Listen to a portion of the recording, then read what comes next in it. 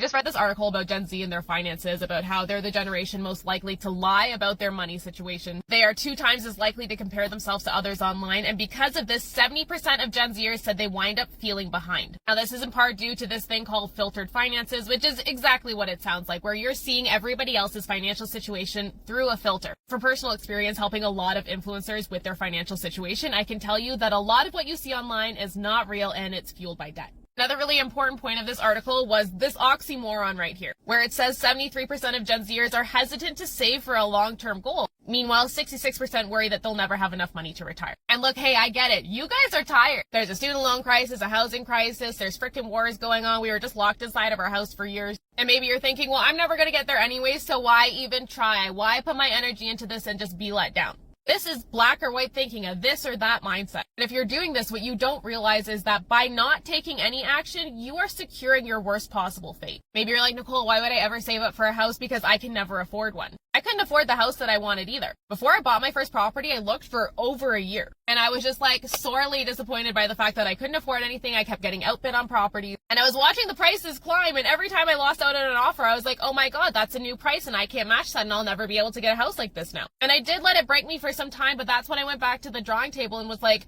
maybe I can't get the house that I want, but how can I buy the house that will build me the equity that can help me buy the home that I want? So I bought a condo townhouse, and I'll tell you that I had a lot of friends come over and be like, I would never live here. I would never have a triangle balcony. I would never not have a backyard. That home, that purchase is what got me into my dream home now. Maybe you're thinking, well, fucking wages are stagnant and I'm paying so much for rent. I don't have enough money to save for retirement. Not realizing that investing is quite literally how you turn small amounts of money into big amounts of money over time, and you have time because you're young. Use what you've got. Even $50 a month could turn into almost $500,000. And maybe you're like, well, Nicole, $500,000 isn't enough to retire on. Okay, but is it better than zero? Could it help you work part-time? I offered you $423,000 for free right now. You're going to tell me you wouldn't take it? This is getting long now, so let me leave you with an anecdote. Imagine that you were suffering from depression and anxiety. You had the ability to go to therapy once a month. Even though the therapist recommended 4 times a month, you were able to go once. Would you say, okay, well, fuck it, I can't go 4 times, so I'm not going to go at all? Or would you say, it might take me a little bit longer to get me to my goal of healing and feeling good again,